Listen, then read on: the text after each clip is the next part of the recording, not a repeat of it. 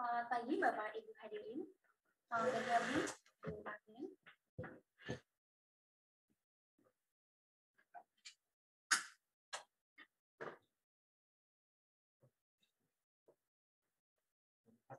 Izin Bapak Ibu hadirin untuk dapat kami mulai.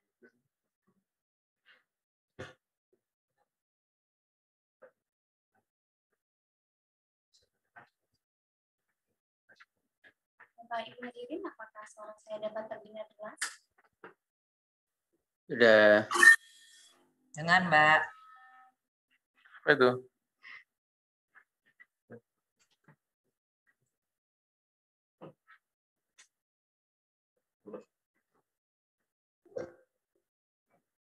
Bapak Ibu hadirin, apakah suara saya dapat terdengar jelas? Ya, Mbak. Sudah dengar, Mbak. Baik, terima kasih. Mohon izin Bapak Ibu hadirin akan segera dimulai webinar pada pagi hari ini. Assalamualaikum warahmatullahi wabarakatuh. Selamat pagi dan salam sejahtera. Waalaikumsalam warahmatullahi wabarakatuh. Yang terhormat, Direktur Pengaturan Pendaftaran Tanah dan Ruang ABPNKMA. Yang kami hormati, Kepala Pusat Pengaturan Anusiaga.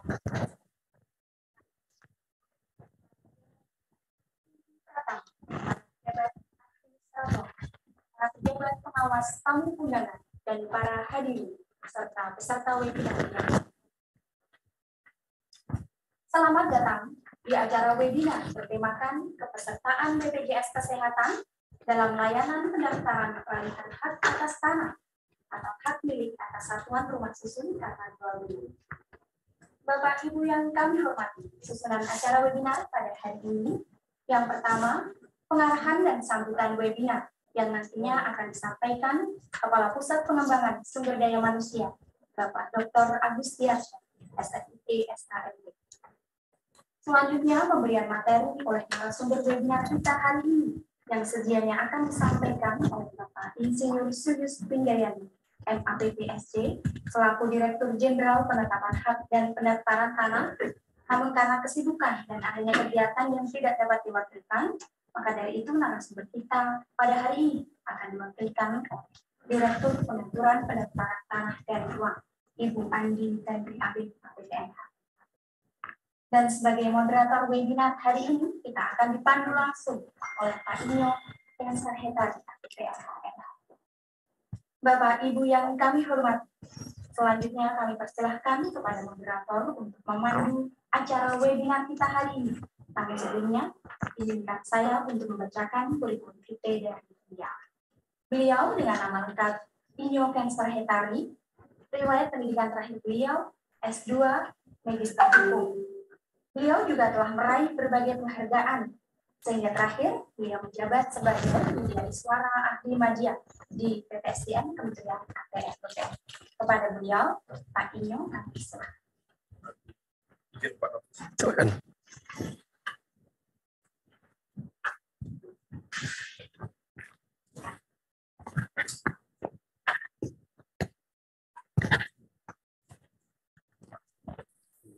Pagi Bang Ali. Assalamualaikum. Waalaikumsalam warahmatullahi wabarakatuh.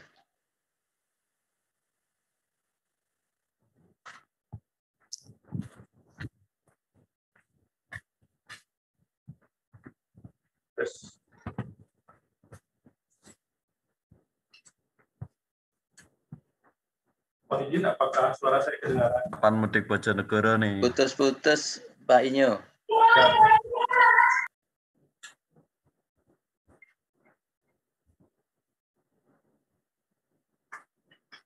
Gimana Pak Ali? Monitor? Masih belum jelas Pak Inyo. Ikut jelas. Tes. Putus Pak. Bisa kedengaran? Putus-putus Pak Inyo, suaranya kecil.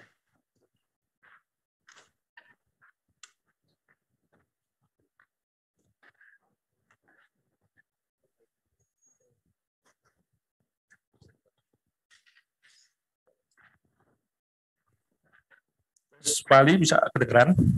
Sekarang agak Oke, bagus, Pak bagus. Inyo. Jelas, Pak. Iya. Sekarang lebih bagus.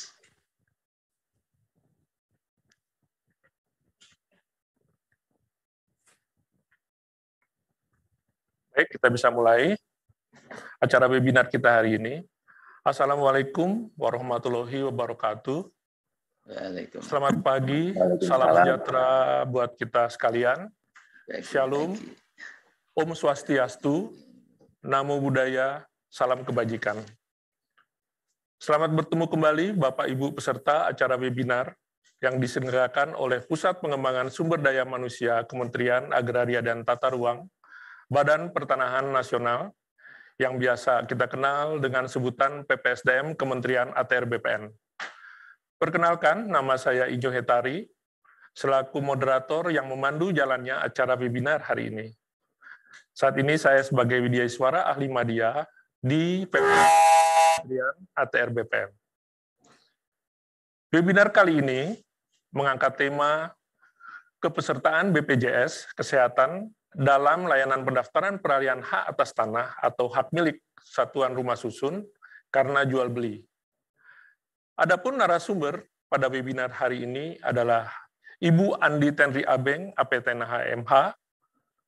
Beliau saat ini menjabat sebagai Direktur Pengaturan Pendaftaran Tanah dan Ruang pada Direktorat Jenderal Penetapan Hak dan Pendaftaran Tanah Kementerian ATR BPN. Bapak Ibu peserta webinar yang saya hormati, sebagai pembuka acara webinar hari ini, mari bersama kita menyimak sambutan dari Bapak Dr. Agustiarsa, SSID, SHMP, selaku Kepala Pusat Pengembangan Sumber Daya Manusia Kementerian ATR BPN, selaku penyelenggara webinar hari ini. Kepada yang terhormat Bapak Agustiarsa, dipersilakan. Baik, terima kasih Pak Inyo. Selamat pagi menjelang siang Bapak Ibu sekalian. Bismillahirrahmanirrahim. Assalamualaikum warahmatullahi wabarakatuh. Waalaikumsalam. Yang kami hormati dan kami banggakan Ibu Direktur Pengaturan Pendaftaran Tanah dan Ruang, Ibu Andi Tenri Abeng, APTNH MH. Selamat pagi, Ibu. Kemudian yang kami hormati para pejabat pimpinan tinggi pratama, para pejabat administrator, para pejabat pengawas, seluruh tamu undangan, narasumber, dan moderator yang hadir di ruangan Zoom ini, kemudian seluruh peserta webinar yang berbahagia. Bapak Ibu sekalian, terima kasih. Saya pikir di pagi ini semua penuh semangat ya untuk bisa mendapatkan sosialisasi di webinar yang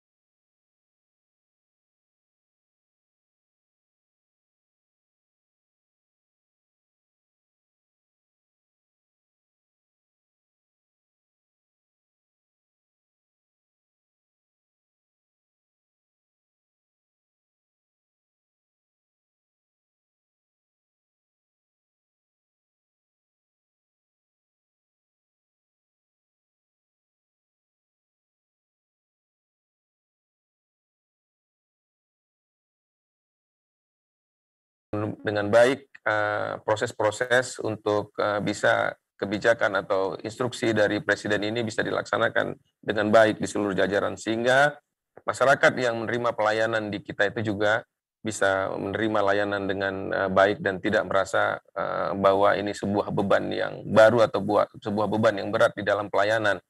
Nah, seperti apa nanti kebijakan-kebijakan ini dilakukan, bagaimana kantor-kantor pertanahan menyikapi ini, bagaimana Kanwil menyikapi ini, dan mengapa ini begitu penting bagi kita, nanti akan lebih secara gamblang dijelaskan oleh Ibu Direktur di dalam pemaparan beliau di webinar ini. Dan tentunya dengan dipandu oleh Pak Inyo, yang tadi CV-nya sudah dijelaskan oleh MC, kita juga cukup yakin bahwa webinar ini akan sangat bermanfaat dan cukup menarik. Jadi ikuti webinar ini dengan tuntas, ikuti webinar ini dengan baik, kemudian nanti apa-apa hal yang harus didiskusikan, kita diskusi dengan cukup baik, dan kalaupun setelah selesai webinar ini, kita berdiskusi dimanapun, semakin cukup bekal ilmu ataupun pengetahuan yang kita dapat. Saya pikir ini webinar yang cukup baik, kita tidak boleh melewatkan ini, dan kita benar-benar harus bisa menyimak ini sampai akhir. Mudah-mudahan memberi manfaat. Akhirnya dengan mengucapkan selamat mengikuti webinar kepesertaan BPJS Kesehatan dalam layanan pendaftaran peralihan hak atas tanah atau hak milik atas satuan rumah susun karena jual beli di Kementerian Agraria dan Tata Ruang Badan Pertanahan Nasional tahun 2022. Semoga dengan webinar ini, para peserta diharapkan mampu mengetahui kepesertaan BPJS Kesehatan dalam layanan pendaftaran peralihan hak atas tanah atau hak milik atas satuan rumah susun karena jual beli, dan dengan mengucapkan Bismillahirrahmanirrahim, maka acara webinar ini kita buka. Wabillahi taufiq wadayah. Wassalamualaikum warahmatullahi wabarakatuh. Waalaikumsalam warahmatullahi wabarakatuh. Terima kasih Bapak Agus Tiarsa, selaku Kepala PPSDM Kementerian ATR BPN, yang sudah menyampaikan sambutannya dan sekaligus membuka acara webinar kita hari ini dengan tema kepesertaan BPJS Kesehatan dalam layanan pendaftaran peralihan hak atas tanah atau hak milik atas satuan rumah susun karena jual beli. Sebagaimana kita ketahui bersama, bahwa Kementerian ATR BPN merupakan bagian dari kementerian atau lembaga pemerintah untuk menjalankan instruksi Presiden nomor 1 tahun 2022 tentang optimalisasi program jaminan kesehatan nasional. Untuk itu, para aparatur sipil negara atau ASN Kementerian ATR BPN bertugas untuk memastikan bahwa pemohon yang mengajukan permohonan pendaftaran peralihan hak atas tanah atau hak milik atas satuan rumah susun adalah anggota dari BPJS Kesehatan. Berkenaan dengan hal tersebut, maka para ASN di lingkungan Kementerian ATR BPN sangat diharapkan mempunyai pemahaman yang jelas atas permohonan pendaftaran peralihan hak atas tanah atau hak milik atas satuan rumah susun yang diajukan oleh pemohon sebagai anggota BPJS Kesehatan. Untuk itu, pada kesempatan ini, mari kita memperhatikan dan ikuti paparan dari Ibu Andi Tenri Abeng yang akan menjelaskan hal tersebut. Ibu Andi Tenri Abeng sangat dikenal di lingkungan Kementerian ATR BPN dengan sapaan Ibu Abeng. Adapun riwayat pendidikan Ibu Abeng dapat saya sampaikan sebagai berikut. Beliau menempuh pendidikan Diploma 3 di Akademi Pertanahan Nasional Yogyakarta, jurusan pertanahan, dan lulus pada tahun 1992. Kemudian, beliau melanjutkan pendidikan Diploma 4 pada jurusan perpetaan di Sekolah Tinggi Pertanahan Nasional Yogyakarta dan lulus tahun 1995. Beliau juga menempuh pendidikan Strata 2 Ilmu Hukum dari Universitas Jayabaya, Jakarta, dan lulus pada tahun 2011, dan Strata 2 Magister Management pada Institut Pertanian Bogor, dan lulus pada tahun 2016. Ibu Andi Tenri Abeng saat ini menjabat sebagai Direktur Pengaturan Pendaftaran Tanah dan Ruang pada Direktorat Jenderal Hak Tanah dan Pendaftaran Tanah Kementerian ATR BPN. Sebelumnya, beliau pernah menjabat sebagai Kepala Kantor Wilayah Badan Pertanahan Nasional Provinsi Banten. Kepada yang terhormat Ibu Andi Tenri Abeng, kami persilakan, Bu. Terima kasih Kak Inyo, Pak Moderator yang sangat saya kagumi. Terima kasih kepada Pak Kapus PPSDM, ini adik yang sangat luar biasa. Teman-teman semua yang hadir dalam Zoom webinar ini, yang saya tahu semuanya adalah insan-insan Kementerian ATR BPN yang luar biasa, yang sangat humble dan memang menjadi kader-kader kita Kementerian ATR BPN di masa kini dan masa yang akan datang. Saya lihat ini banyak sekali yang hadir, sudah lebih dari 260 peserta dalam webinar ini. Assalamualaikum warahmatullahi wabarakatuh. Selamat pagi, salam sejahtera untuk kita semua. Om Swastiastu untuk teman-teman yang di Bali dan juga seluruhnya yang ada dalam webinar Zoom meeting ini yang saya hormati, saya sayangi, dan saya cintai. Sekali lagi ucapan terima kasih kami sampaikan kepada Bapak Agustiarsa sebagai Kapus PPSDM, penyelenggara webinar ini, memberi kesempatan kepada kita, Direktorat Jenderal PHPT, untuk mensosialisasikan adanya Impres 1 2022 di lingkungan internal, ya, di internal kita sendiri. Terima kasih Pak Kapus, dan minta maaf, memang sedianya Pak Dirjen yang akan menghadiri, akan membawakan sosialisasi tentang Impres ini yang diwajibkan diinstruksikan kepada Kementerian ATR BPN, tetapi karena ada satu hal yang tidak bisa beliau tinggalkan sehingga ditugaskan kepada saya. Saya minta maaf, ini bukan keinginan saya ya Pak Kapus, memang Pak Dirjen tidak bisa mengikuti, sehingga mudah-mudahan tidak mengecewakan pada teman-teman yang hadir, termasuk teman-teman PPSDM. Saya akan mencoba membawakan tentang apa sih itu yang diinstruksikan kepada kita di Kementerian ATR BPN oleh Presiden dalam Impres nomor 1 tahun 2022. Mudah-mudahan semua bisa, suara saya kedengeran nggak? Kak Inyo? Jelas kedengeran, Ibu? Jelas. Ya, jadi memang saat ini kita tuh benar-benar ini saya juga ada rapat Zoom ini, jadi tapi nggak apa-apa ya, semuanya saya harapkan juga bisa mendengar dan bisa mengikuti apa yang saya sampaikan, dan juga saya harapkan teman-teman BPN seluruh Indonesia yang ada dalam webinar ini bisa menjadi agent kita untuk menyampaikan kepada masyarakat sehingga masyarakat bisa lebih paham, ya. Teman-teman bisa lebih paham untuk menjelaskan kepada masyarakat karena adanya tambahan persyaratan dalam pendaftaran peralihan hak atas tanah atau hak milik satuan rumah susun karena jual beli. Oke, saya mulai dari betapa next. Oke, ini bisa kita lihat bahwa pandangan dunia terhadap kita, ya, pelayanan pertanahan kita itu kita tahu bahwa ada EODB, Ease of Doing Business, ya, yang kita ini dalam peringkat kalau di EODB-nya sendiri dengan 10 indikator kita itu peringkat ke-73 dari 190 negara, ya. Ini apa artinya? Ini adalah kemudahan berusaha di Indonesia, itu indikatornya salah satunya jual beli, kita masuk peringkat 73 dari 990 negara. Masih banyak yang harus kita benahi. Terus kemudian kalau dari urutan ini 106, kita itu adalah urutan 106 di peringkat pendaftaran properti, ranking kita ya, di tingkat pendaftaran properti itu di 106. 106 tuh jauh sekali dari angka 1. Kemudian kalau di ASEAN, Asia Tenggara, kita tuh kemudahan berusaha kita tuh di urutan ke-6. Ya, nah artinya kita masih harus lebih banyak lagi berusaha untuk meningkatkan peringkat ini. Ya, ini teman-teman semua orang BPN ya, Pak Inyo ya? Ya, betul Ibu.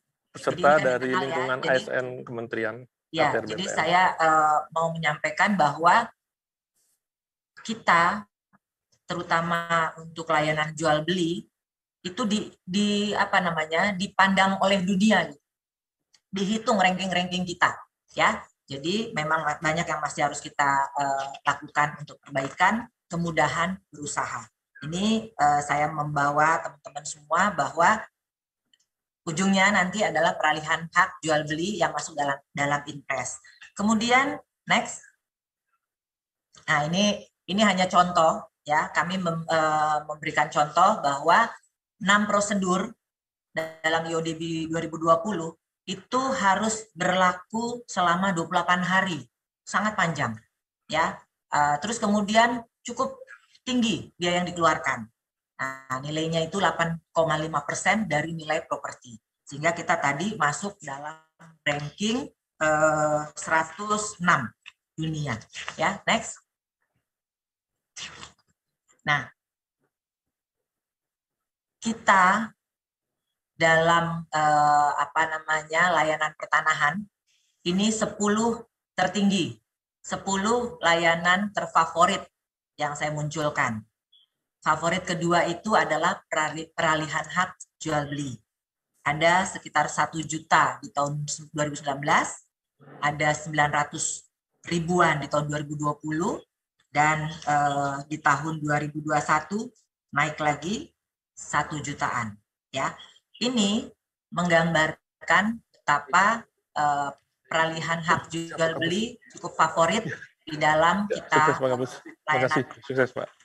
Ya. Terima kasih Pak. Makanya di dalam Inpres 1 2022 dipilihlah salah satu dari yang favorit itu. Kita bersyukur bukan seluruh 10-10-nya yang favorit yang ditunjuk oleh Inpres, tetapi hanya salah satu.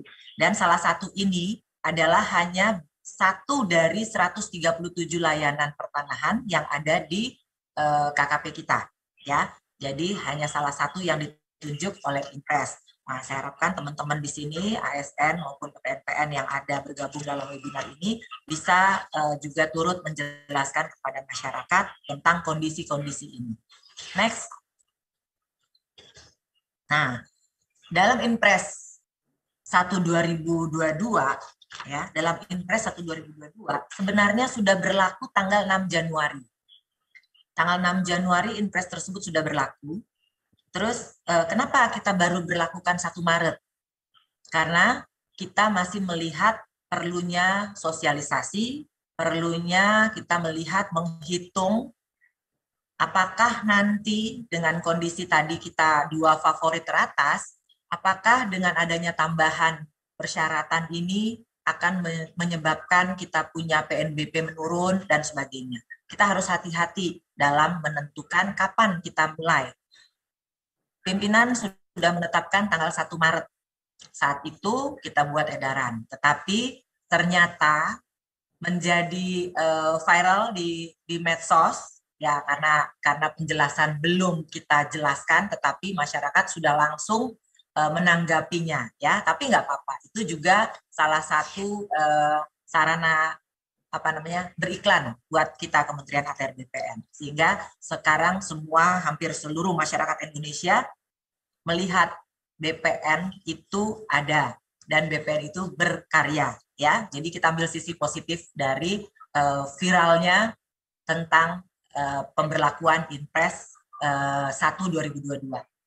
Tanggal 1 Maret kita tetapkan pemberlakuan ini secara nasional. 1 Maret itu juga merupakan tanda kutip momen serangan fajar, ya. Tapi tidak karena itu, ya Pak Inyo, bukan karena serangan fajar ditentukan 1 Maret. Karena kita merasa dari 6 Januari sampai 1 Maret itu sudah cukup waktu untuk seluruh masyarakat Indonesia mengetahui adanya Inpres 1 2022. Nah, kemudian dalam Inpres 1 2022, ya, kita bisa lihat bahwa bukan hanya BPN yang masuk dalam Inpres 1 2022. Ada lebih dari 23 KL. Ya, 23 itu kementerian lembaga, Kemudian selebihnya ada 30 lembaga ini, termasuk Kejaksaan Agung, Polri, BP2MI, BPJS Kesehatan, Gubernur, Bupati Wali Kota, DJSN.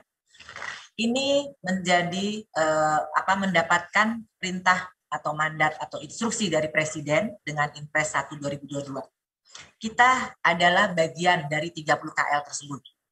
Dan alhamdulillah kita hanya diminta satu, diinstruksikan satu saja, yaitu untuk pendaftaran permohonan hak karena jual beli dari 137 layanan kita. Kita bisa lihat yang lain nih, di Kemendagri ada 14 layanan. Kemendagri ini kan terkait dengan hajat hidup kita kan, bikin KTP, bikin apa-apa yang menyangkut diri pribadi kita ini, semuanya nih ada 14 instruksi yang di dalam Impres tersebut. Kita hanya satu dan mudah-mudahan kita bisa menjalani instruksi ini dengan baik tanpa menimbulkan masalah baru. Ya, kita harapkan seperti itu. Instruksi untuk kita adalah Menteri ATR BPN, Menteri ATR Kepala BPN agar memastikan pemohon layanan peralihan sebelumnya. Slide-nya sebelumnya.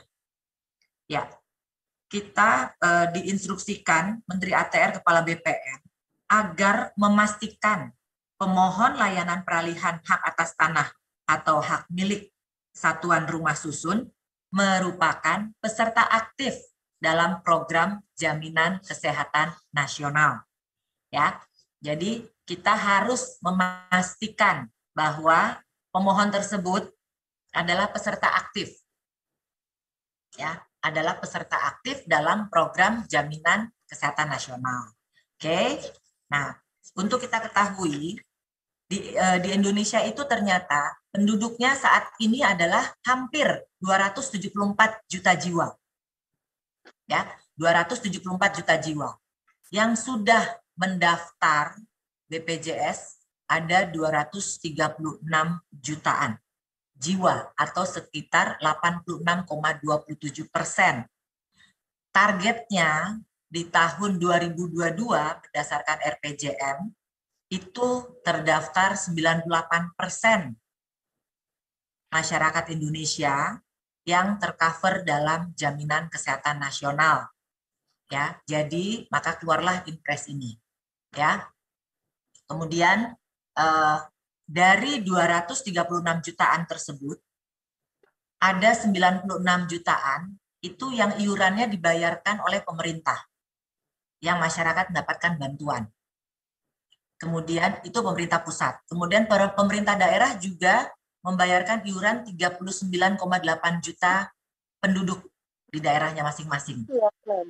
Ya, nah artinya hanya sisa dari 236 juta dikurangi 96 juta sekian, dikurangi 39 juta sekian, itulah yang masuk ke dalam JKN Mandiri.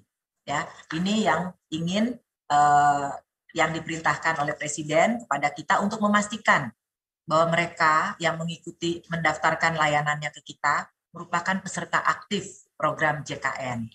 Next. Oke, lanjut ya. Nah, ternyata kewajiban JKN ini sudah ada sejak Undang-Undang Nomor 24 tahun 2011. Jadi bukan ujuk-ujuk tahun 2022. Dan sanksinya pun sudah ada di dalam Undang-Undang 24 tersebut. Ya, Undang-Undang 24 tahun 2011. Kemudian keluar PP nomor 86 tahun 2013 bahwa tata cara pengenaan sanksinya. Jadi di undang-undang itu sudah merupakan kewajiban pemberi kerja wajib secara bertahap mendaftarkan dirinya dan pekerjanya. Kemudian setiap orang selain pemberi kerja, pekerja dan penerima bantuan iuran yang memenuhi persyaratan kepesertaan dalam program jaminan sosial wajib mendaftarkan dirinya dan anggota keluarganya sebagai peserta pada BPJS. Artinya ini wajib sudah sejak tahun 2011 dengan Undang-Undang Nomor 24. Oke. Nah, kemudian di dalam undang-undang itu juga ada sanksi. Ada sanksi administratif, ada berupa teguran tertulis dan denda, ya, dan pengenaan sanksi itu juga sudah diterapkan, sudah ada PP-nya pelaksanaannya, tata cara pengenaan sanksi administratifnya, ya, kepada pemberi kerja dan orang per orang. Oke, kemudian di Perpres 18 tahun 2020 yang terbaru itu dalam RPJMN itu tadi yang saya sampaikan sudah ditargetkan 98% penduduk Indonesia masuk dalam program jaminan sosial nasional. Oke, sampai sini jelas ya. Juga Presiden sudah direkomendasikan oleh KPK dan BPK untuk pelaksanaan Undang-Undang 24 2011 ini, ya. Kemudian dengan Inpres ini tadi sudah saya sampaikan, Menteri ATR Kepala BPN agar memastikan pemohon layanan peralihan hak atas tanah atau hak milik satuan rumah susun adalah peserta aktif dalam program JKN, program Jaminan Kesehatan Nasional. Dikeluarkanlah surat edaran Pak Dirjen untuk menyatakan bahwa Inpres ini sudah kita akan berlakukan. Kemudian surat Dirjen juga, ya, kita sudah mengeluarkan ada 3 surat sebenarnya. Karena yang surat terakhir itu termasuk tata cara, ya. Next, termasuk tata cara dan persyaratan-persyaratannya. Nah, ini. Jadi persyaratan jual beli kita sudah tahu. Dan nomor 11 ini ditambahkan tertera fotokopi kartu BPJS pemohon. Ini untuk saat ini. Tapi kalau nanti sistem kita sudah berjalan, saat ini masih dibangun antara BPJS dengan Pusdatin kita. Kalau sudah berjalan tidak perlu lagi menyampaikan fotokopi, ya, kartu BPJS. Nah, fotokopi kartu BPJS ini bagi yang sudah terdaftar. Tapi di dalam edaran kita, dalam edaran Pak Menteri itu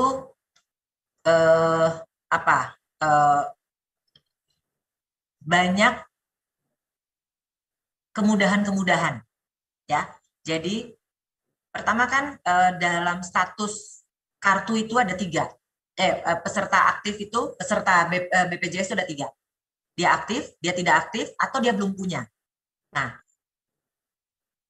kami, Pak Dirjen dan Pak Pimpinan, Pak Menteri, itu tidak mau menghambat pendaftaran peralihan karena jual beli ini hanya karena belum adanya kartu BPJS atau kartu BPJS-nya sudah tidak aktif, ya. Jadi semuanya kita layani. Ini teman-teman kantor pertanahan mungkin sudah paham, ya.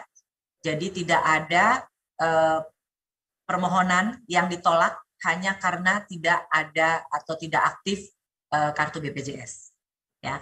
Bagaimana caranya kita membantu kita melaksanakan Inpres ini? Tetap kita daftarkan, kita selesaikan sesuai ketentuan, ya, sesuai SOP kita. Nanti pada saat pengambilan produk itu masyarakat yang belum melampirkan karena belum punya atau tidak aktif, dia bisa melampirkannya pada saat pengambilan produk. Nah, itu nanti saya akan jelaskan di bagian belakang. Terus teman-teman bisa melihat gambar ini, ya, gambar ini. Ini merupakan kartu Indonesia Sehat yang hijau. Kartu identitas lainnya seperti kita Kementerian ATR BPN yang PNS tentunya banyak yang belum punya BPJS. Tapi kita pasti punya Askes. Nah, ini sama. Di dalam di dalam sistemnya BPJS, kalau kita membawa Askes dia langsung terkonek. Jadi nomornya ini Askes kita sudah masuk ke dalam data JKN dalam BPJS. Jadi tidak harus kepesertaan BPJS itu dengan kartu BPJS kesehatan ini. Kita pegawai negeri bisa dengan Askes. Kemudian kalau yang sudah punya kartu Indonesia Sehat itu lebih baik. Jadi semua tidak ada yang ditolak sepanjang dia merupakan jaminan kesehatan nasional. Ya, sampai di sini teman-teman paham ya? Terutama kita nih PNS. Jadi tidak perlu juga kita mengganti kartu. Ya, kalau Kak Inyo masih pegang Askes, nggak usah buru-buru ke BPJS untuk ganti kartu karena sistemnya sudah nyambung. Ya, Jadi jenis-jenis kartu ini semua merupakan jaminan kesehatan nasional, jadi diterima dalam proses pendaftaran peralihan hak. Nah, prinsip-prinsip yang kita terapkan adalah bahwa pertama, dalam Inpres itu yang diberlakukan hanya pendaftaran peralihan karena jual beli. Nah, ini masih banyak teman-teman di daerah bertanya ke saya. Kalau hibah gimana? Kalau waris bagaimana? Ya nggak dapat, ya nggak masuk, nggak wajib. Yang wajib hanya peralihan karena jual beli. Ya. Jadi selain pendaftaran peralihan karena jual beli tidak diwajibkan. Terus banyak PPAT juga bertanya, kenapa menjadi tambahan syarat bagi mereka? Inpres ini tidak memerintahkan atau menginstruksikan kepada PPAT. Jadi Inpres ini tambahan persyaratan ini tidak menghambat sama sekali dalam pembuatan akte jual beli oleh PPAT. Karena tidak dipersyaratkan dalam membuat akte. Yang dipersyaratkan melampirkan atau sebagai peserta aktif BPJS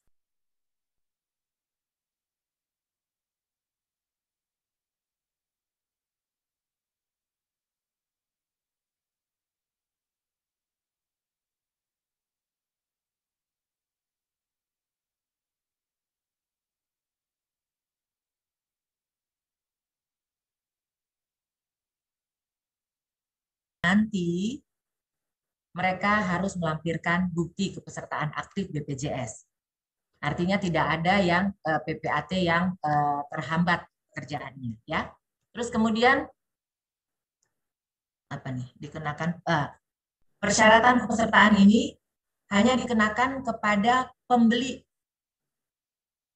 Jadi kalau teman-teman Kanta, kalau masyarakat datang, dia yang diwajibkan kita minta kartu BPJS-nya atau kita lihat kepesertaan aktifnya itu hanya pembeli.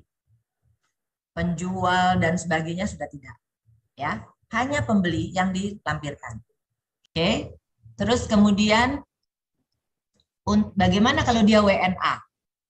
Kalau WNA yang wajib adalah yang sudah bekerja paling singkat 6 bulan. Paling singkat 6 bulan.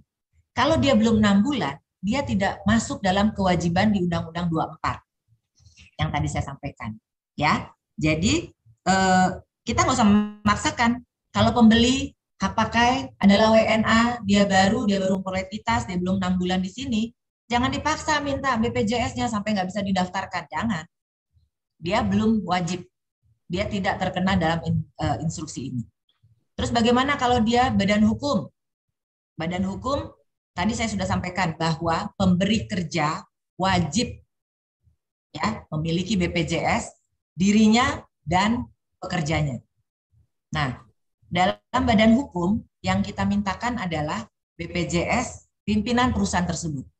Ya, salah satu direksi yang mewakili direksi, direktur yang mewakili direksi itu yang bertanda tangan di akte juga bisa. Itu yang kita mintakan kepesertaan keaktifan BPJS. Ya, jadi teman-teman Kanta udah clear di ini ya, di hal ini ya. Terus kemudian ini tadi yang saya sampaikan. Apabila pada saat penyampaian berkas pemohon belum dapat melampirkan kartu BPJS itu karena dua hal. Pertama karena sudah tidak aktif karena tidak bayar jadi tidak aktif, atau memang belum. Nah, itu tidak boleh dihambat. Tetap kita proses sepanjang semua sudah memenuhi syarat di 1/2010. Ya, tetap diproses, tapi nanti di Pusdatin sudah membuat di dalam kalau dia belum aktif atau dia belum punya, di dalam kartu STTD tanda terimanya itu ada note. Ada note bahwa pada saat pengambilan itu harus melampirkan bukti keaktifan dari kartu BPJS. Nah, kemudian bagaimana? Berarti kan masyarakat yang belum punya harus mendaftar dulu. Sementara SOP kita nih 5 hari, SOP pendaftaran di BPJS itu 14 hari. Ya, nanti saya akan jelaskan di slide berikutnya.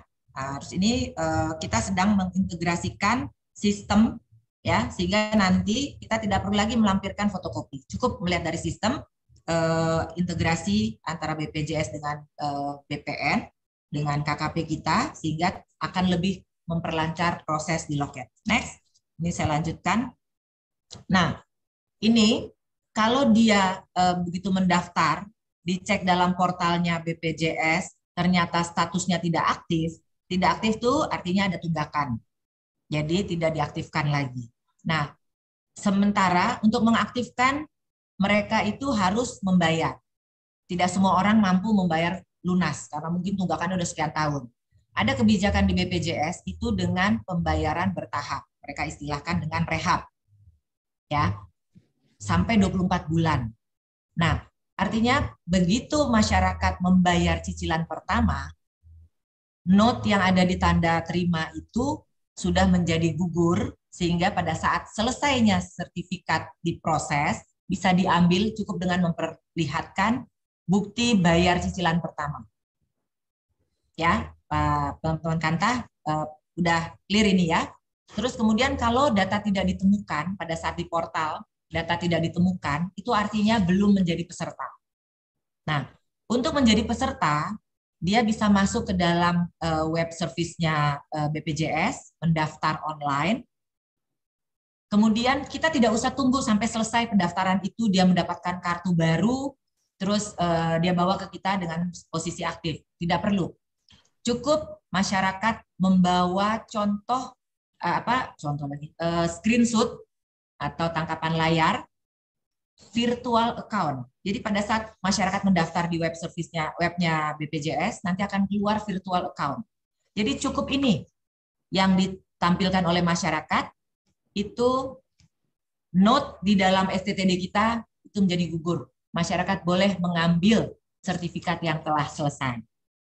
Nah, itu yang saya rasa itu penjelasannya dari setiap webinar maupun sosialisasi yang disampaikan baik oleh Pak Dirjen maupun saya atau Kasubdit, ini yang kita sampaikan, dan ini baru kali ini kita sosialisasi tentang Inpres di webinar ini untuk internal kita. Terima kasih sekali kepada Pak Kapus dan jajaran, karena kita memang terlupa. Kita sudah sosialisasi ke PPAT, kita sudah sosialisasi ke masyarakat umum, tetapi ke internal kita, kecuali di lingkungan PHPT, ini kan seluruh ya, bukan hanya PHPT. Di lingkungan PHPT, ini baru ini kita lakukan. Saya ucapkan sekali lagi terima kasih Kak Inyo atas diundangnya kami ini dalam sosialisasi ini. Pak Kapus dan jajaran, terima kasih. Dan teman-teman semua, mudah-mudahan apa yang saya sampaikan pemahamannya sama dengan apa yang teman-teman kerjakan di kantor pertanahan. Dan juga buat teman-teman yang tidak melayani di kantor pertanahan, ini menjadi pencerahan kalau ada yang bertanya. Karena walaupun kita bukan membidangi PHPT atau di loket, tapi kalau kita memakai baju BPN, siapapun ketemu kita dianggap menguasai semua hal tentang pertanahan. Nah, ini bisa mengisi kekosongan kalau ada yang menanyakan tentang BPJS atau Inpres 1/2022 ini kepada kita yang tidak melayani di loket. Terima kasih atas perhatiannya. Monggo dilanjut Pak Inyo. Terima kasih semuanya. Om Swastiastu. Assalamualaikum warahmatullahi wabarakatuh.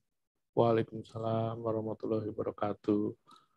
Terima kasih Bu Andi Tenri Abeng atas penjelasan dan paparannya yang cukup jelas dan juga menambah pengetahuan terutama untuk teman-teman kita di lingkungan ASN Kementerian ATR BPN, khususnya kepada teman-teman yang garda terdepan di kantor pertanahan kabupaten kota ini, Bu. Memang kalau kita lihat mungkin banyak pertanyaan-pertanyaan yang diajukan mungkin kepada Ibu maupun kepada teman-teman di sini, termasuk saya juga ada WA dari teman-teman maupun dari PPAT ini yang menanyakan kok ada tambahan lagi persyaratan Pak Inyo ya. Nah, inilah penjelasan dari Bu Abeng kepada teman-teman, jadi akan semakin jelas apa yang disampaikan. Kemudian Ibu Abeng sudah menyampaikan bagaimana kondisi layanan properti kita dengan menjelaskan UDB dalam proses ini, kedudukan proses-proses pelayanan properti, peralihan hak kita, kemudian juga Bu Abeng menjelaskan kenapa jual beli dulu ya? Pertanyaannya dalam instruksi Presiden, karena kalau kita lihat di dalam yang tadi Ibu juga sudah paparkan, di dalam lingkup layanan pertanahan yang ada dari 10 yang Ibu ambil 10 besar, ternyata layanan jual beli itu menduduki ranking nomor 2 setiap layanan dari sejak tahun 2019 sampai 2021 yang Ibu punya datanya tadi disampaikan. Sehingga memang fokus mungkin pertama kali ini memang ke arah layanan jual beli ya Ibu. Ya, kemudian juga banyak pertanyaan ini Ibu yang tadi Ibu sampaikan juga. Kok bagaimana kalau badan hukum gitu? Atau pertanyaan bagaimana yang belum punya pemohon, tapi dia udah beli tanah tapi belum punya. Nah, itu juga Ibu sudah menjelaskan hal ini. Nah, dari penjelasan Ibu, mungkin dari teman-teman ada perlu suatu penjelasan yang lebih dalam lagi, atau perlu mungkin ini ada hal yang masih keraguan-raguan dari teman-teman. Nah, kami membuka kesempatan ini untuk tanya jawab. Saya harapkan peserta ini kesempatan yang luar biasa, bisa ketemu dengan Ibu Direktur, untuk menyampaikan mungkin hal-hal yang sedang atau yang akan dihadapi kira-kira di dalam pelayanan pertanahan, khususnya untuk peralihan jual beli baik hak atas tanah maupun untuk hak milik atas satuan rumah susun. Silakan kami buka untuk forum diskusi hari ini. Forum diskusi pada webinar kita yaitu tanya jawab dengan pertanyaan yang diajukan peserta yang akan nanti ditanggapi oleh Ibu narasumber, Bu Abeng. Pada sesi pertama pertanyaan yang diajukan peserta, kami persilakan 3 orang penanya dengan menggunakan reaction raise hand mungkin ya, Ibu. Ada 3 orang, silakan mengajukan pertanyaan yang nanti akan ditanggapi oleh Ibu Andi Tenri Abeng. Mohon pertanyaan diajukan secara jelas, lugas, dan ringkas, sehingga kita bisa mengikutinya dan menambah wawasan kita yang mendengarkan. Baik, saya persilakan yang mau mengajukan pertanyaan, mungkin tampilkan seluruh peserta untuk bisa kita lihat siapa yang mengajukan raise hand-nya. 3 penanya saya buka, silakan. Kayaknya sudah jelas semua Kak Inyo.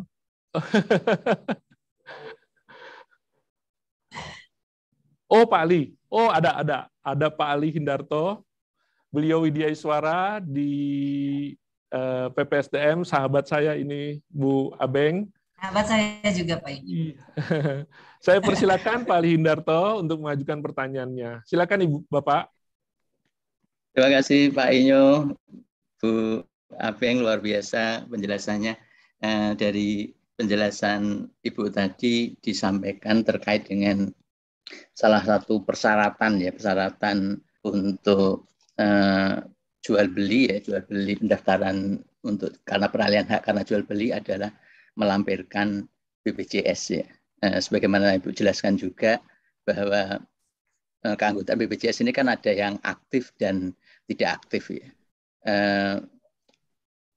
Dengan melampirkan fotokopi fotokopi tanpa kita mengecek misalnya untuk nomornya BPJS di BPJS, kita tidak akan mengetahui bahwa pesertanya apakah aktif atau non aktif ya. Kalau hanya sekedar misalnya melampirkan kartunya ya, kecuali kita mengecek di websitenya BPJS, kita akan mengetahui bahwa peserta ini aktif atau non aktif. Berikutnya yang berikutnya tadi, apabila belum mempunyai kartu itu bisa dilampirkan ya. Proses pendaftaran tetap dilakukan, tapi pada waktu pengambilan produk nanti baru melampirkan kartu BPJS-nya sebagai bukti, misalnya kalaupun belum jadi maka bukti pendaftaran BPJS. Dan apabila tidak aktif, bisa yang pertama tadi Ibu, yaitu karena ada cicilan ya, ada misalnya kalau dia ada tunggakan maka dia ada cicilan, yang penting dia ada cicilan, misalnya ada pembayaran cicilan tahap pertama misalnya dilakukan. Begini Ibu, misalnya yang terakhir tadi misalnya dia melampirkan tapi ada waktu pengambilan produk ternyata dia belum melampirkan kartu BPJS-nya karena dia misalnya belum mendaftarkan ya. Apakah ini tetap misalnya pada waktu produk selesai, apakah kalau dia mengambil, apakah produknya bisa diambil atau tidak? Kalau tidak, sudah barang tentu dia menjadi tunggakan misalnya karena menjadi tunggakan BPN karena produk belum disampaikan. Apakah ini tidak akan merugikan misalnya merugikan BPN ya karena produk ya dia sudah melebihi SOP, melebihi waktu penyelesaiannya karena ada proses tambahan atau persyaratan tambahan adanya kartu BPJS. Terima kasih, Ibu. Terima kasih Pak Ali atas pertanyaannya. Jadi ada dua Pak Ali ini menanyakan Ibu mengenai peserta aktif dan tidak aktif. Sudah ada apakah dapat dijelaskan lebih lanjut kemudian Ibu. Yang kedua, kalaupun misalnya dia bukan peserta yang belum menjadi anggota, tetapi produk sudah jadi. Karena ini proses memakan waktu misalnya, sehingga menjadi tunggakan kantor pertanahan. Itu mungkin Pak inti dari pertanyaan Pak Ali, dua pertanyaan itu. Silakan Bu Abeng untuk penjelasannya. Silakan Ibu. Terima kasih Pak Ali. Pertanyaannya cukup baik sekali. Jadi supaya saya juga lebih menjelaskan dengan detail ya. Jadi yang pertama kita dengan koordinasi dengan BPJS itu ada diberikan link portal mereka. Ya, teman-teman seluruh kantor pertanahan sudah diberikan link portal untuk melakukan pengecekan. Tetapi ini kami berpikir di pusat ini akan merepotkan. Karena setiap saat kan belum tentu jaringan bagus ya. Setiap saat harus ngecek di portal. Masuk portal. Jadi mungkin ada kantah yang pas jaringannya lagi jeblok, nggak bisa masuk portal, gitu kan. Akhirnya di dalam edaran itu kami bilang, masyarakat yang punya kewajiban menyampaikan ke kita status kepesertaannya. Jadi dia capture sendiri mereka yang kan masyarakat itu bisa ya, Pak Ali juga bisa nih masuk ke webnya BPJS melalui JKN Mobile, terus kemudian Cika itu mengecek status kepesertaan. Nah, itu masyarakat di dalam edaran kita, masyarakat yang menunjukkan screenshot atau tangkapan layar status kepesertaannya. Ya kan ya, di edaran kita itu. Jadi bukan ke petugas loket kita. Cuma kita kalau misalnya ragu-ragu kita bisa melakukan pengecekan karena kita dikasih link masuk ke portalnya BPJS. Nah, seperti itu Pak Ali. Ya. Jadi ini adalah kewajiban dari masyarakat yang mendaftar. Dia wajib memberikan tanggapan layar ke kita, kasih lihat. Nah, dalam awal-awal dilaksanakan, ini kami berkoordinasi dengan BPJS, minta setiap kantor pertanahan ada orang BPJS yang memberikan sosialisasi di loket. Jadi mereka istilahkan duta BPJS. Ya, dijanjikan oleh BPJS Kesehatan Pusat, mereka ada di setiap kantor pertanahan. Dan saya sudah cek random, setiap provinsi kita sudah lakukan cek random, laporan teman-teman Kanta, itu semua sudah lakukan koordinasi aktif dengan BPJS. Artinya sampai dengan saat ini saya belum menerima laporan adanya penolakan. Karena sistem atau karena proses kita menambah menambah persyaratan. Jadi itu Pak Ali, itu udah kita pikirkan jangan sampai kita karena wajib dari Inpres mengetahui status BPJS-nya, terus kita jadi menyusahkan teman-teman di loket, akhirnya juga menghambat. Itu runtutannya panjang tuh, bisa menghambat PNBP, karena biasanya bisa nerima 100 berkas, dengan ada tambahan harus cek portal dan sebagainya, menjadi mungkin 50 yang bisa masuk PNBP ke kantor kita. Nah, itu juga kita tidak harapkan. Karena Inpres ini juga menolong BPJS tetap mempercepat JKN tercipta 98% tadi, tetapi juga jangan sampai menghambat layanan kita, karena kita juga ada IODB tadi. IODB itu kan kaitannya dengan jual beli. Paling erat dengan jual beli. Nah, jadi itu jangan sampai yang ini kita naikkan, yang ini jadi turun. Nah, itu yang kita pikirkan. Jadi seperti itu Pak Ali. Terus kemudian Bagaimana juga dengan produk yang sudah selesai tapi nggak mau diambil karena dia nggak mau bayar? Kan bisa ya, wah saya belum punya uang, walaupun ini cicilannya pertama, maksudnya dengan cicilan boleh, saya belum punya uang, udah biarin aja, yang penting udah masuk di BPN. Kan terkadang juga kita begitu ya. Nah, jadi teman-teman di Pusdatin itu sudah sampai masyarakat, kantor pertanahan boleh sampai klik 208. Yang tidaknya itu hanya 301A, Pak, pengambilan. Artinya tidak ada tunggakan yang terjadi. Kalau memang dia 5 hari harus selesai, 5 hari selesai, tetapi tidak boleh diambil. Nah, jadi kita tidak menghambat sama sekali proses di loket maupun di back office. Tapi pada saat mau ngambil harus nunjukin. Kan kalau mau ngambil itu hanya 301A, Pak. Tidak terkait dengan tunggakan. Nah, itu saja. Nah, itu mungkin Pak Ali yang bisa saya sampaikan. Ya, terima kasih Bu Abeng atas penjelasannya. Baik, teman-teman, mungkin ada pertanyaan lagi, silakan mengajukan menekan raise hand. Saya lihat. Kayaknya Pak Ali masih mau nanya nih. Baik, Bu Abeng, tapi kalau di link Pigeon yang kami siapkan untuk pertanyaan melalui link Pigeon ini ada beberapa pertanyaan, Ibu, sambil kita menunggu yang menyampaikan raise hand. Boleh pertama ditanyakan oleh Agus Mene. Oh ini. Oh, bisa kelihatan ya Ibu ya. Beliau menanyakan izin bertanya Bapak narasumber. Oh, mohon maaf hari ini Ibu narasumber Pak Agus.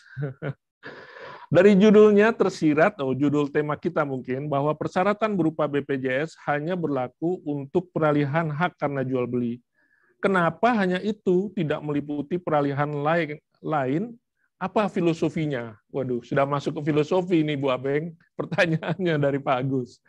Kemudian yang kedua dari Iwan Yustiawan Adiaksa. Beliau menanyakan izin bagaimana apabila proses jual belinya berdasarkan KPR. Apakah lebih baik sosialisasi aktif kartu BPJS diterapkan juga oleh pihak perbankan? Pertanyaannya itu, Bu. Yang diajukan oleh Iwan Yustiawan. Kemudian, Iwan ada lagi pertanyaan dia, menyampaikan apakah dengan adanya perbedaan SOP di BPN dengan yang di BPJS dengan indikator kartu aktif dapat menyebabkan adanya tunggakan pelayanan terutama pada saat di loket penyerahan. Mungkin sudah dijelaskan tadi, hampir sama dengan pertanyaan Pak Ali Hindarto tadi, Pak Iwan, untuk pertanyaan yang keduanya ini. Kemudian ada Bu Titi Reviandini. Bu Titi menanyakan izin bertanya Ibu narasumber, saat ini secara sistem KKP belum terintegrasi dengan BPJS. Nah, ini mungkin Bu Titi, ini tugas di kantor pertanahan mana agar dapat dimonitor oleh teman-teman Pusdatin nantinya.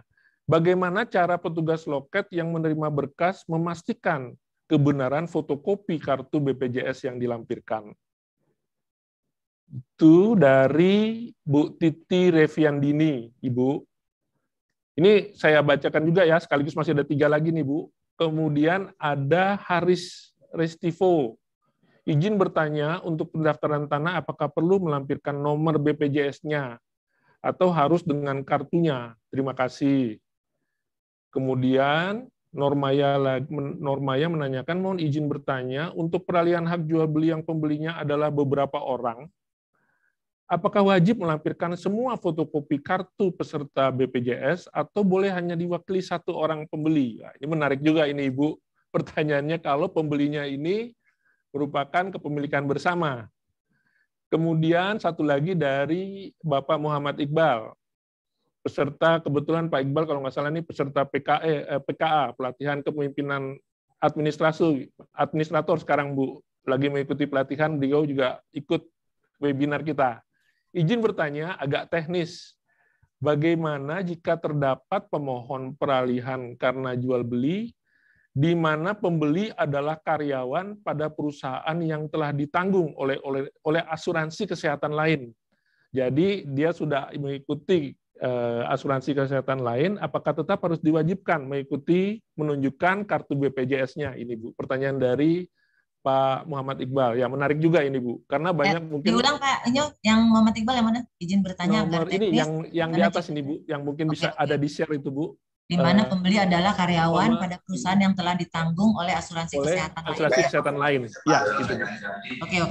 Itu beberapa pertanyaan saya borong ini, Bu, saya sampaikan, tapi bisa kelihatan ini mulai dari bawah nih. Mulai dari bawah. Silakan mungkin diturunin sedikit Mas Hafiz biar Ibu bisa ikuti ya. Ini saya urut dari bawah, Bu, pertanyaannya. Ya, silakan Ibu. Oh, udah langsung jawab ya. Oke. Ya. Yang pertama ini di paling atas Pak Agus. Yang tadi Pak Iwan mana? Oh ini apa?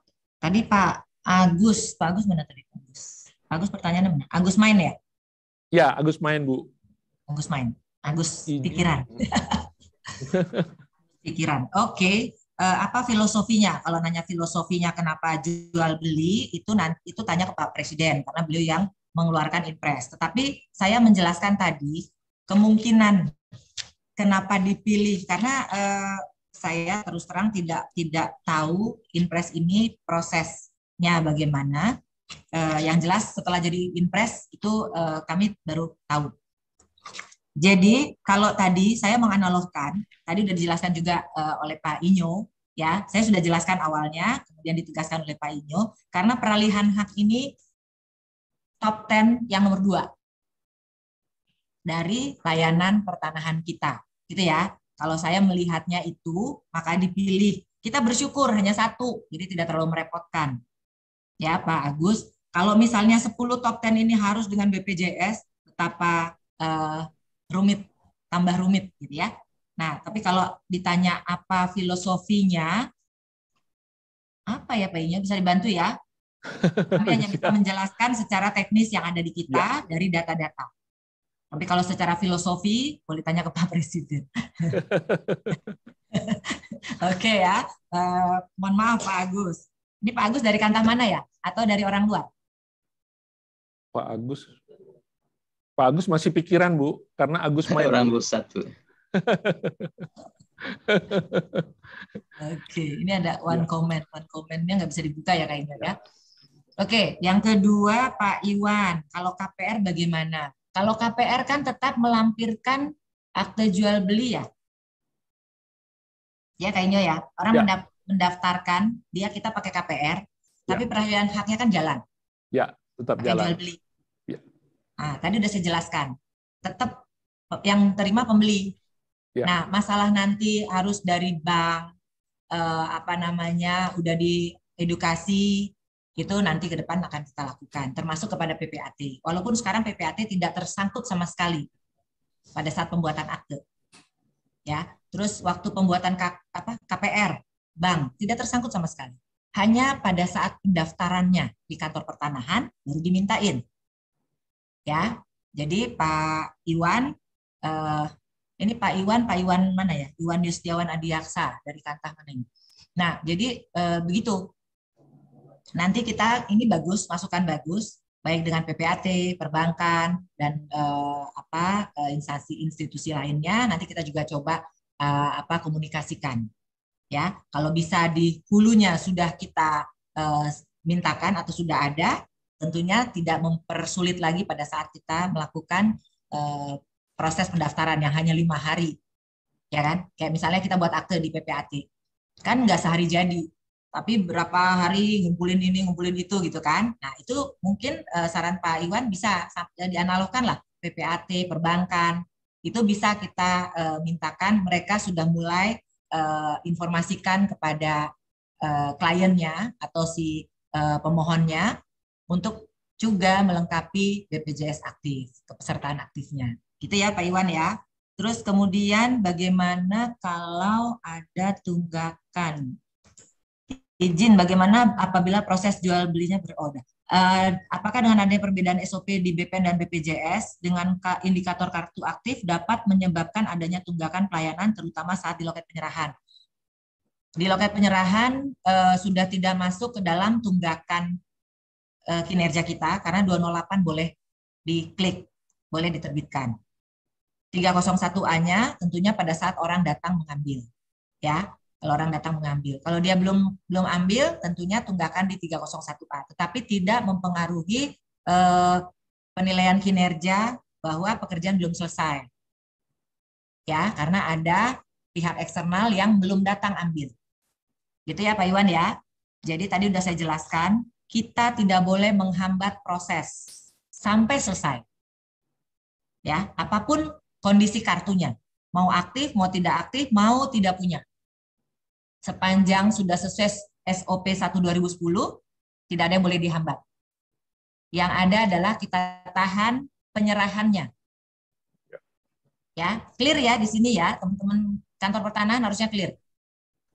Oke. Nanti kalau nggak clear, WA saya lagi, nanti saya jelaskan lagi deh. Ya, oke. Siap, Bu.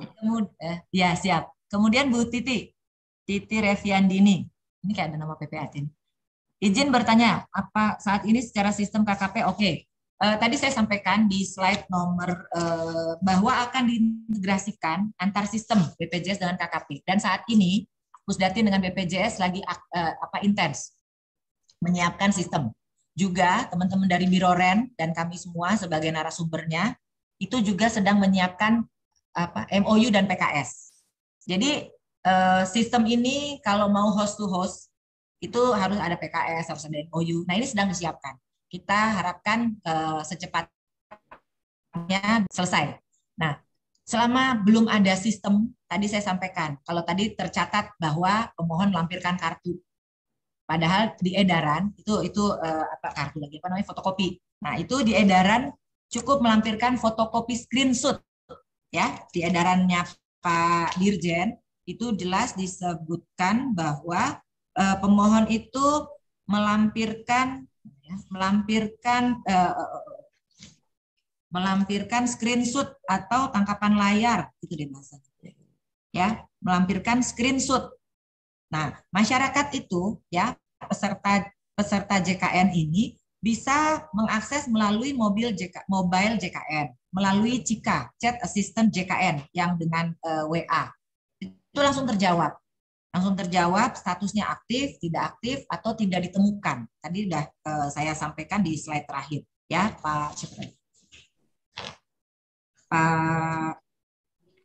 Bu Titi ya, Bu Titi. Jadi untuk yang integrasi KKP dengan sistem BPJS masih dalam proses. Sementara ini kita hanya mengandalkan screenshot. Kalau kita tidak yakin, kan di screenshot ini sebenarnya tidak bisa dibohongin. Tapi kalau orang mau bohong bisa-bisa saja.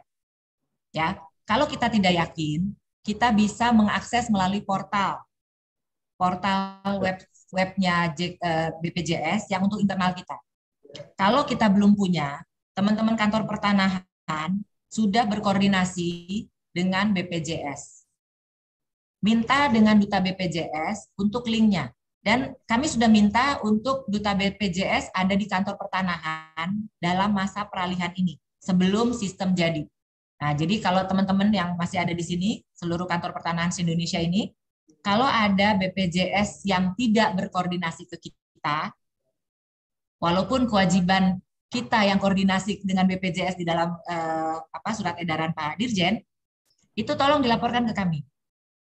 Kalau ada kantor BPJS yang tidak proaktif dengan kantor pertanahan, tolong dilaporkan ya, Bu Titi. Jadi seperti itu dan teman-teman semua. Terus kemudian Bu Titi ya. Terus kemudian Pak Haris ya. Izin bertanya, untuk pendaftaran tanah, apakah perlu melampirkan nomor BPJS-nya atau harus dengan kartunya? Ini tadi saya jelaskan juga ya. Sudah dijelaskan, udah Bu. Ya. Screenshot tangkapan layar. Di situ udah kelihatan kok. Aktif, tidak aktif, atau belum ada. Mohon izin bertanya, untuk peralihan hak jual beli yang pembelinya ada beberapa orang, apakah wajib melampirkan semua fotokopi kartu BPJS atau kepesertaannya, atau boleh diwakili? Semua. Karena di sini tadi udah saya jelaskan, yang dimintakan kartu BPJS-nya adalah pembeli. Bukan perwakilan pembeli. Berarti semua ini Bu ya? Pembeli. Kalau pembelinya ada 3 ya, pembelinya ada 10 dalam akte. Ya, ini clear ya, karena pembeli. Kalau pembeli artinya semua pembeli. Kemudian izin, bagaimana bila proses jual belinya berdasarkan, tadi udah saya jawab. Tadi sudah Ibu. Ya. Ini yang menarik juga Pak Muhammad Iqbal ini Bu bertanyanya. Mana sih Muhammad Iqbal? Paling atas. Yang paling atas ya. Bertanya agak teknis. Bagaimana jika terdapat pemohon peralihan hak karena jual beli di mana pembeli adalah karyawan pada perusahaan yang telah ditanggung oleh perusahaan kesehatan lainnya. Tadi saya sampaikan contoh-contoh kartu JKN, ya, contoh-contoh kartu JKN. Kalau dia tidak masuk dalam konteks JKN yang harus mewadahi 274 jiwa penduduk Indonesia, ya, itu tidak berlaku. Jadi misalnya perusahaan dia mengambil asuransi swasta, maksudnya ini kan ya, asuransi swasta, misalnya asuransi kesehatan yang swasta, bukan yang di JKN, itu tidak berlaku. Tetap harus masuk ke dalam asuransi JKN. Ya, JKN itu kita Askes, kemudian BPJS, Kartu Indonesia Sehat sebenarnya. Jadi sebenarnya namanya Kartu Indonesia Sehat. Di dalamnya itu seluruh rakyat Indonesia. Ya, terbagi-bagi. Ada PNS yang langsung dipotong, kita dipotong nggak sih? Langsung dipotong dari gaji, iuran Askesnya misalnya. Terus kemudian ada yang dibiayai oleh pemerintah pusat, 96 juta sekian tadi. Kemudian ada yang dibiayai oleh pemerintah daerah, ada 30 jutaan tadi ya, 38 jutaan tadi. Nah, yang sisanya itu dengan BPJS Mandiri. Jadi tidak bisa, Pak Iqbal. Harus yang terafiliasi dengan BPJS Kesehatan.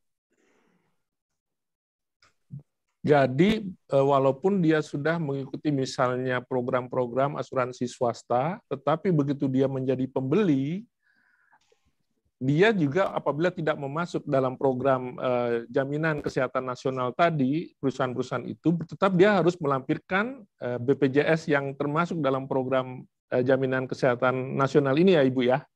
Ya, that's right Pak Inyo. Ya, jadi semakin jelas ya Pak Iqbal ya. Jadi tetap harus melampirkan, dia harus mungkin mengurus sebagai status aktif nanti sebagai peserta dari kartu BPJS Kesehatan ini. Terima kasih Ibu Abeng atas pencerahannya, beberapa pertanyaan yang melalui link Pigeon Hall ini. Kemudian ini ada yang raise hand Ibu. Ya. Sepertinya sahabat Ibu ini Bu Anna Anida, Kepala Kantor Pertanahan Kota Cimahi ini. Silakan Bu Anna untuk mengajukan pertanyaannya. Pagi Bu Direktur, pagi Mas Inyo. Selamat pagi Bu Ana. Ibu Kakan cantik. Itu kok suara kepalanya naikkan dikit dong. Nggak kelihatan cantiknya. Nah. Aduh.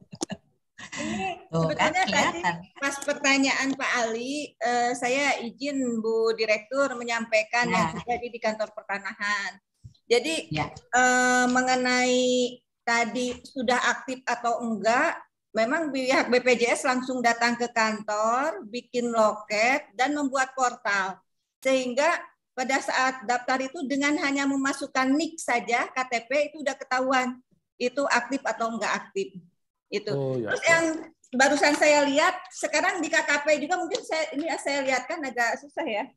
Di KKP juga sekarang di print-printan ini sudah terlihat di sini BPJS-nya itu aktif atau tidak aktif.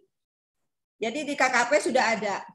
Jadi kalau menurut saya nggak ada masalah sama sekali gitu. Alhamdulillah. Ya bahwa masyarakat dari BPJS-nya sendiri sangat support ke kita dan itu sama sekali kita tidak menghambat peralihan karena semua kita terima. Baik yang belum terdaftar maupun belum aktif semua kita terima. Terus apabila pun belum terdaftar dan minta didaftarkan, kita minta ke BPJS supaya disediakan khusus di kantor BPJS supaya dipermudah dan tidak dipingpong. Jadi kalau saya selama ini sih berjalan dengan sangat baik. Itu mungkin masukan untuk gambaran Pak Ali. Tadi izin Bu Dir dan Mas Inyo hanya menyampaikan yang kami laksanakan. Terima kasih. Iya. Terima kasih Bu Ana. Bu Abeng, izin mumpung ada kepala kantor ini Bu. Jadi malah saya jadi sebagai moderator mau lihat aplikasi di lapangannya ini Bu Ana. Jadi kira-kira dari yang Bu Ana lihat sejak berlakunya digunakannya KKP kita mulai 1 Maret kalau tidak salah diaktifkan. Ya. Kira-kira Ibu lihat sebenarnya lancar-lancar saja, tidak ada tunggakan ya seperti dikhawatirkan teman-teman ini. Betul. Kalau selama ini kan kita memang sampaikan bahwa jangan sampai ada tunggakan, terima semua. Dan tapi kita cek aktif atau enggak aktif, disampaikan kepada pemohonnya untuk diaktifkan.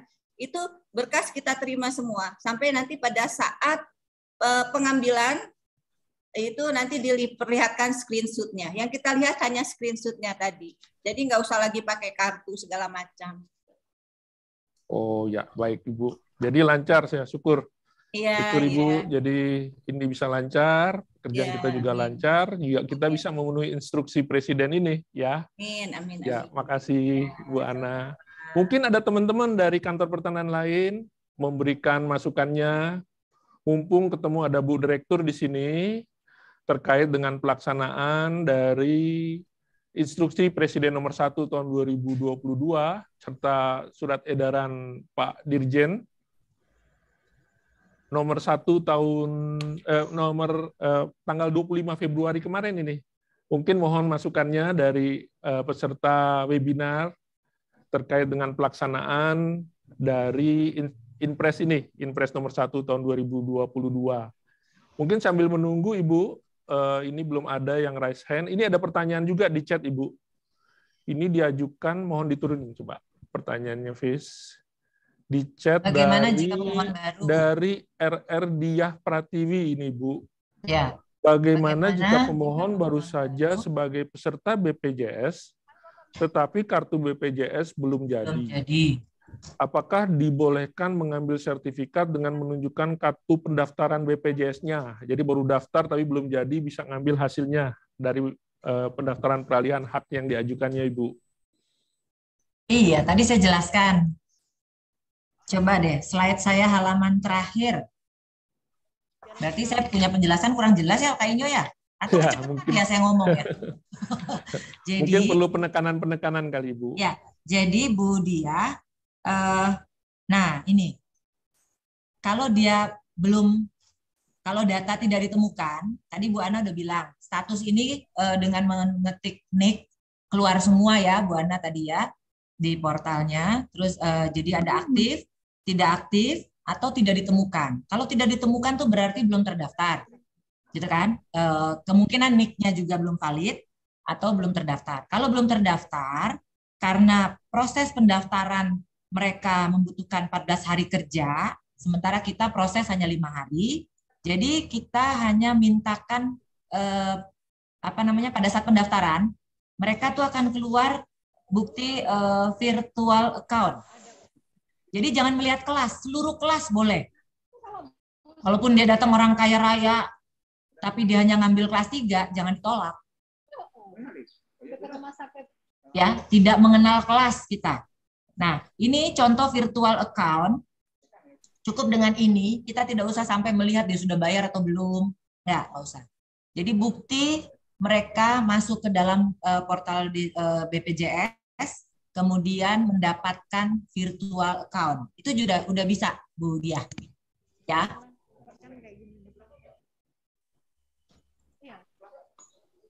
Cukup jelas, Bu Dia, yang disampaikan Ibu Direktur. Ya, jadi dengan menunjukkan virtual account aja sudah bisa itu sebagai pendaftar baru di sini untuk mengambil hasilnya. Mungkin tadi bahasa saya begini tadi, menggugurkan tulisan di STTD. Ya. Kan di STTD pada saat pendaftaran ada note. Ya. Ada note ya bahwa BPJS Anda belum aktif. Silahkan mengaktifkan dan ambil kalau sudah status aktif, kalau nggak salah begitulah bahasanya. Mungkin Mbak Ana bisa memperbaiki. Tapi intinya ada note menyatakan pemohon itu kartunya belum ada atau belum aktif. Nah, ya kan? Dan bisa ngambil produk setelah melampirkan yang aktif. Nah, itu kalau dia kartu baru, mendaftar baru cukup dengan virtual account. Kalau dia statusnya tidak aktif atau ada tunggakan, cukup dengan bukti pembayaran pertama. Jadi tidak harus lunas. Karena boleh dicicil selama 24 bulan kayak gitu. Ya. Ya, jadi mereka ada sistem rehab katanya. Rencana pembayaran bertahap itu maksimal 24 bulan. Ya, 24 bulan maksimal. Iya. Ya. Baik, Ibu. Itu tadi mungkin bahasa saya yang menggugurkan note. Nah, itu mungkin yang teman-teman, atau mungkin suaranya nggak jelas. Mbak Dia boleh undang saya ke kantor Mbak Dia deh, saya main-main ke tempat Mbak Dia. Baik, Ibu. Cukup jelas ya, Bu Diah ya, apa yang dipaparkan oleh Bu Direktur. Kemudian ini sambil menunggu juga, ini belum ada pertanyaan, Ibu, yang diajukan dengan mengajukan raise hand. Kemudian di Pigeon Hall juga belum ada lagi, Ibu. Kayaknya mungkin sudah semakin jelas ini, Bu, penjelasan dari... Ini ada Bu Diah nih. Makasih, Bu, cukup jelas. Terima kasih, Mbak Dia. Oh, iya. Saya diundanglah ke sana. Nah, Ibu, mungkin kalau saya sambil menunggu, mungkin karena waktu kita masih ada, mungkin Ibu penjelasan mengenai orang asing yang berdomisili di Indonesia ini, Bu. Misalnya dia membeli suatu satuan rumah susun, bagaimana dia, apakah juga melampirkan terkait dengan BPJS aktif ini, Bu? Orang asing yang berkedudukan di Indonesia, kalau domisili 6 bulan misalnya, dia sudah bisa mengajukan untuk membeli apartemen misalnya, dan bagaimana dia harus mengajukannya, tetap diwajibkan untuk melampirkan kesertaannya sebagai BPJS Kesehatan. Silakan, Ibu. Ya, terima kasih Pak Inyo. Jadi Inpres ini, yang masuk dalam JKN, yang wajib dalam JKN itu adalah orang asing yang sudah tinggal lebih dari 6 bulan. Ya, sekurang-kurangnya 6 bulan. Gitu kan? Ya. Jadi kalau dia belum 6 bulan, dia tidak punya kewajiban. Dia baru datang di Indonesia, dia sudah memenuhi syarat untuk membeli, dia membeli. Tapi dia belum 6 bulan. Dia mendaftarkan ke kita, ke kantor pertanahan. Dia tidak wajib mengikuti JKN. Ya, tidak wajib dilindungi dengan jaminan kesehatan nasional. Tapi kalau dia sudah lebih dari 6 bulan, dia wajib menjadi peserta BPJS Kesehatan. Itu kayaknya. Ya, kalau udah lewat dari 6 bulan. Untuk mengukur 6 bulannya dari mana nanti, Bu, yang kita ketahui dia berdomisili? Ada paspor, kedatangan dia kapan, terus maksud dia datang apa, itu kan semua bisa. Dan ini memang contoh belum ada ya, tetapi kalau nanti dia datang ke kantor pertanahan, si orang asing ini mendaftarkan, itu kan akan kelihatan dia pemegang kitasnya kapan, terus berlakunya sampai kapan, itu kan kelihatan tuh kayaknya. Ya. Baik. Ya, jadi intinya yang harus kita pegang adalah minimal 6 bulan. Kalau di bawah 6 bulan tidak terkena kewajiban masuk dalam JKN. Jadi beliau bisa mengambil hasil langsung kalau di bawah 6 bulan itu ya? Boleh, kalau 6 bulan. Baik, dia tidak wajib. Tidak wajib yang di bawah 6 bulan. Baik, cukup jelas Ibu penjelasannya. Ini sudah... Kita harus nunggu sampai jam 12. Ya, Ibu? Kita harus nunggu sampai jam 12. Oh, ya. Lain. Jangan, Ibu Direktur luar biasa sibuknya ini, Ibu. Ini saya juga sudah tidak ada lagi yang mengajukan pertanyaan. Kayaknya mudah-mudahan ya. Saya ini boleh cukup jelas. Cukup jelas ini kayaknya seperti Ibu. Mungkin juga sambil menunggu karena ini adalah program baru dalam pelaksanaannya. Mungkin nanti dalam perjalanannya ada perkembangan-perkembangan. Mungkin bisa menghubungi di tempat Ibu ya, Bu ya. Hubungi saya langsung boleh. Nomor telepon saya juga mendunia. Monggo aja. Saya layani semua. Siap, Ibu. Pasti teman-teman punya lah nomor Bu Abeng. Siapa yang nggak kenal Bu Abeng ya, Bu ya? Ya, enggak. Itu teman-teman, rupanya Ibu Direktur membuka pertanyaan-pertanyaan secara terbuka apabila Bapak Ibu di daerah menghadapi mungkin kendala, hambatan di dalam proses melaksanakan program Inpres ini, silakan menghubungi Bu Abeng langsung. Bu Abeng juga membuka itu kesempatan kepada teman-teman dengan nomor yang mungkin ada nanti disampaikan, nanti akan ditanggapi oleh Bu Abeng untuk mencari solusi. Masalah-masalah mungkin di dalam prakteknya masih menemukan kendala. Terima kasih banyak Ibu udah mau share, berbagi terhadap pelayanan ini, karena ini menjadi pelayanan yang baru, dan ini juga mungkin akan menghadapi tantangan-tantangan, tetapi kita harapkan ini dapat berjalan dengan baik ya Ibu. Amin. Itu yang kita harapkan. Baik, karena sudah tidak ada lagi yang mengajukan pertanyaan, baik melalui Pigeon Hole maupun melalui chat, Saya selaku moderator memang tidak mengambil kesimpulan dalam webinar ini, tetapi ada dua catatan saya selama ini saya mengikuti baik paparan maupun dalam forum tanya jawab yang dapat saya tarik benang merahnya. Jadi yang pertama, jadi tindak lanjut dari Inpres Instruksi Presiden nomor 1 tahun 2022 tentang optimalisasi program jaminan kesehatan nasional telah ditindaklanjuti dengan diterbitkannya surat edaran Direktur Jenderal Hak Tanah dan Pendaftaran Tanah tanggal 25 Februari 2022 nomor 5/SE besar garis datar 400.HK.02/2 Romawi tahun 2022 tentang kepesertaan jaminan kesehatan nasional dalam kurung JKN dalam permohonan pendaftaran peralihan hak atas tanah atau hak milik atas satuan rumah susun karena jual beli. Dan SE tersebut telah ditujukan kepada para Kakanwil dan Kepala Kantor Pertanahan se-Indonesia ini, seluruh Indonesia. Mudah-mudahan ini telah diterapkan oleh teman-teman di daerah. Dan yang kedua, benang merah yang saya catat di sini, kepesertaan BPJS Kesehatan ini wajib dilampirkan pemohon yang mengajukan pendaftaran peralihan hak atas tanah atau hak milik atas satuan rumah susun karena jual beli. Jadi ini sudah jelas, itu dua benang merah yang dapat saya sampaikan pada webinar ini, Ibu dan teman-teman semua. Mudah-mudahan ini dapat dilaksanakan dengan baik oleh seluruh aparatur sipil negara di lingkungan Kementerian ATR BPN. Ini saya ucapkan terima kasih kepada Ibu Andi Tenri Abeng selaku narasumber pada webinar kita hari ini yang diselenggarakan oleh PPSDM Kementerian ATR BPN. Mohon kesempatan nanti lain waktu Ibu, mungkin Ibu nanti akan sering kami undang juga untuk menjadi narasumber untuk kegiatan-kegiatan lainnya berkaitan dengan pendaftaran tanah, Ibu. Ya, setuju kayaknya.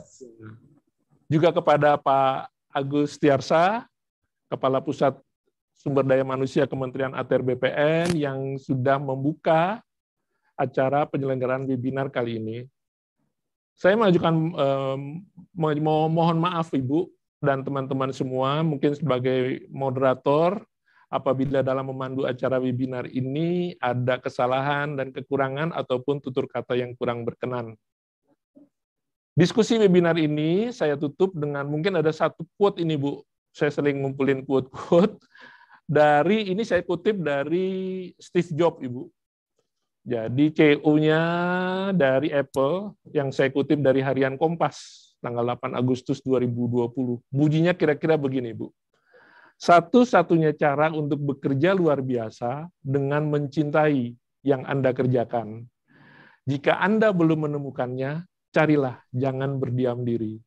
Jadi memang suatu terobosan-terobosan, suatu kebijakan-kebijakan selalu mendapat tantangan dan kritikan. Dan itu harus kita jalankan karena ini instruksi untuk kepentingan bangsa dan negara. Saya kira itu Ibu penutup saya. Terima kasih, saya akhiri webinar ini. Wassalamualaikum warahmatullahi wabarakatuh. Om Santi Santi Hom. Terima kasih, Ibu. Terima kasih Kak Inyo. Kalau ada masalah kasih tahu saya ya. Ya, Ibu udah membuka waktu itu. Silakan Ibu. Terima kasih banyak Ibu. Ada ya. Terima kasih. Boleh Terima Amin. kasih Pak Inyo. Terima kasih ya. Kak Inyo terima kasih banyak. Terima kasih. Terima kasih. Terima kasih Ibu Bapak. Terima kasih. Ya, Liv ya. Ya, terima kasih Bu. Oke.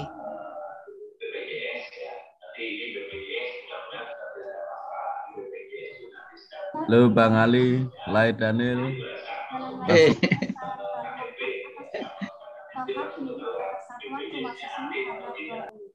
Terima kasih kepada para hadirin yang telah bergabung. Salam sehat untuk kita semua, tetap patuhi protokol kesehatan. Semoga Allah selalu memberikan kita barokah pada setiap langkah yang kita. Dari taufiq wal hidayah. Wassalamualaikum warahmatullahi wabarakatuh. Waalaikumsalam warahmatullahi wabarakatuh. Mas Jarwadi. Bagaimana Mas Daniel?